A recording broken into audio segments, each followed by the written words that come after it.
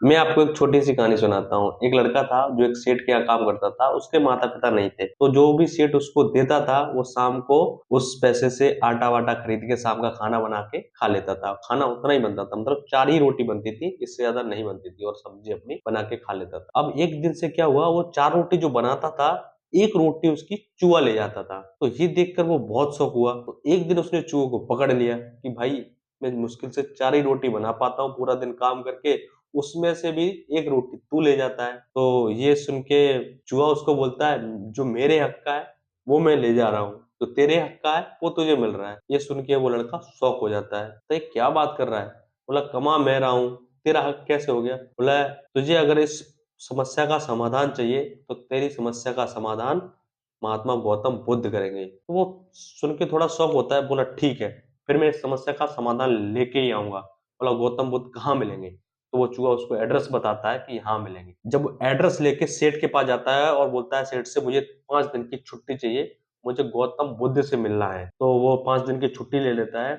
जब वो छुट्टी लेके जा रहा होता है, तो जब वो सामान वामान पैक करके निकलता है, तो जिसके रूम में रहता था उसकी जो मालकिन है, वो बोलती, कहाँ जा रहे हो? तो बोलता है, मैं छुट्टी पे जा रहा हूँ, महात्मा गौतम बुद्ध से मिलना है। तो वो बोलती है कि जो जिसके मकान में रह रहा था, वो मकान मालकिन उससे बोलती है कि मेरी भी एक समस्या है कि मेरी बेटी पिछले 20 साल से बोली नहीं है। महात्मा गौतम बुद्ध से आप ये पूछना कि मेरी बेटी कब बोलेगी।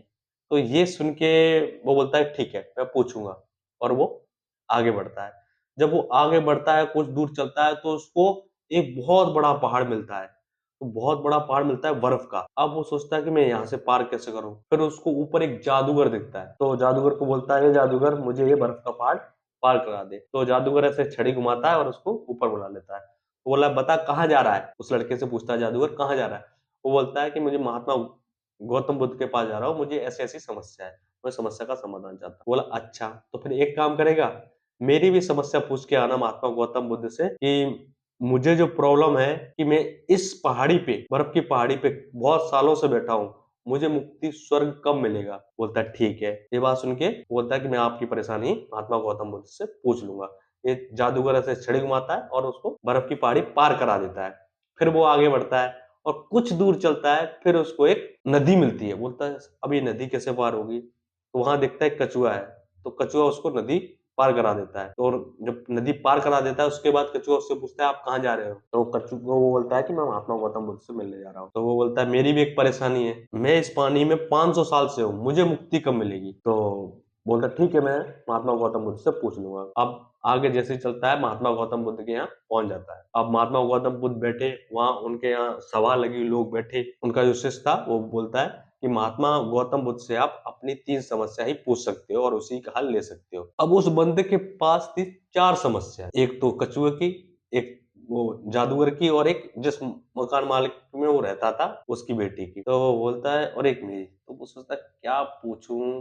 वो सोचता है, छोड़ो ना, मेरी तो खाने पीने की समस्या है, बाकी लोगों की मैं पूछ लेता हूँ। तो वो पूछता है महात्मा गौतम बुद्ध से कि मुझे कैसे से कछुआ मिला था, उसकी समस्या है कि उसको कब मुक्ति मिलेगी, वो 500 साल से है। तो वो बताता है कि जो कछुए के ऊपर कवच है ना, वो अपना कवच त्याग दे, उसको मुक्ति मिल जाएगी। दूसरे की पूछता है जादूगर को कब स्वर्ग मिलेगा, वो इतने सालों से तपस्या कर रहा है। तो बोलता है, वो छड़ी दान कर दे, छड़ी छोड़ दे, उसको स्वर्ग मिल जाएगा। तीसरी समस्या थी, उसकी लड़की कब बोलेगी। तो महात्मा गौतम बुद्ध बताते हैं, जब उसकी लड़की की शादी हो जाएगी वो बोलना शुरू कर देगी। तो उसके बाद वो वापस चलता है, सवाल अपने खत्म करके उनका आंसर लेके महात्मा गौतम बुद्ध के यहाँ से वापस लौटता है। जब वो वापस लौटता है, तो कछुए को बताता है कि आप अपना कवच त्याग दो, आपको मुक्ति मिल जाएगी।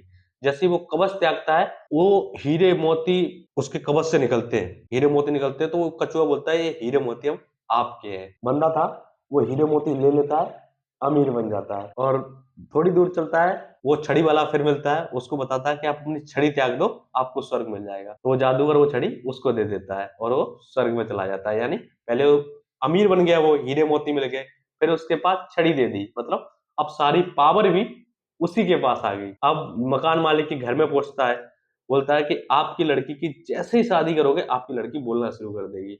जब मकान मालिकिन और मालिक उसको देखते हैं कि यही करोड़पति बन गया, तो इसी से शादी कर देते हैं। तो वो उठा के उसी से शादी कर देते हैं। मोटिव, इस कहानी का ये था कि आप दूसरों की मदद करते रहो, वो आपकी मदद करेगा, 100% करेगा। विश्वास रखो उस पे। कर्म तेरे पावन है सभी, बिगड़ेगी नहीं तेरी नाव कभी। राधे राधे।